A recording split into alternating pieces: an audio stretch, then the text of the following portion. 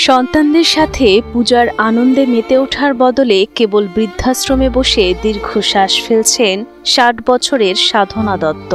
আক্ষেপ করে জানান, মাঝে মাঝে ফোন করে খোঁজ নিলেও চোখের দেখা দেখতে পারেন না সন্তানদের। ফোন দিছিল, কেমন আছো জিগাইল, কয় নাই যে আহো বা কিছু ওইসব কয় নাই। পূজার লিগা দাওয়াত দেয় নাই, কেমন কয় নাই যে কি করবা, ওখানে কি আনন্দ করবা, পূজা দেখতে পারবা নাকি, ওইসব কিচ্ছু জিগায় নাই। যার যার সুখে শেষে থাক, এগুলি কইলে বুকটা ফাইটা যায়। মাইয়াগো তো মনে কয় আমি উড়ালদা যাইয়া দেখি, পাক থাকলে উড়ালদা যাই আমি মাইয়াগো মুখটা দেখতাম।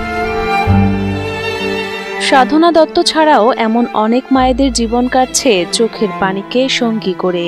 সারা জীবন সন্তানদের জন্য অক্লান্ত পরিশ্রম করলেও শেষ বয়সে তাদেরই দেখার নেই কেউ। আমার চাওয়া হয়েছে মৃত্যু, আমার আর কিচ্ছু চাওয়া নাই, কিচ্ছু ভাবারও নেই, চাওয়ারও নেই। অনেক আঘাত, অনেক কষ্ট পাইছি। আমার খোঁজ খবর নন লোক নাই, যেদিন রাইখা গেল সেদিনকে যেরকম লাগছে তার ভাষায় প্রকাশ করা যায় না। কি করবো, ভাগ্য আনছে আমার।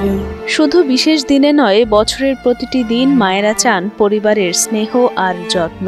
জীবনের এই প্রান্তে সামান্য ভালোবাসাই তাদের কাছে সবচেয়ে বড় প্রাপ্তি। কষ্ট লাগলে কি মায়া ইকেরা লাভ আছে, খোঁজ খবর যখন নেয় না তো মায়া করি আবার করিও।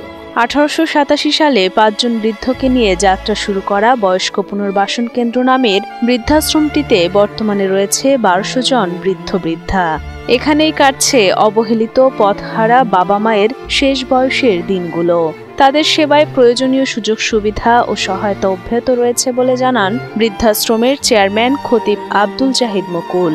কারো দ্বারা অনুপ্রাণিত হয়ে আমি এটা আমার দ্বারা অনুপ্রাণিত হয়েছে, কারণ আমি অসহায় মানুষকে দেখেছি। আমার অচপল্লী গ্রামে একটা বৃদ্ধ মানুষ কিভাবে তার সবচেয়ে আপনজন তার ছেলে বউ বের করে দিচ্ছে। কাজে এটা আমার একটা হৃদয়ের একটা জায়গা, যে আমি যদি কোনোদিন আল্লাহ তাআলা আমাকে সামর্থ্য দেয় তাহলে এদেশের অসহায় বৃদ্ধ মানুষের জন্য কিছু করবো। সেই প্রতিষ্ঠানই হচ্ছে এই বয়স্ক পুনর্বাসন কেন্দ্র।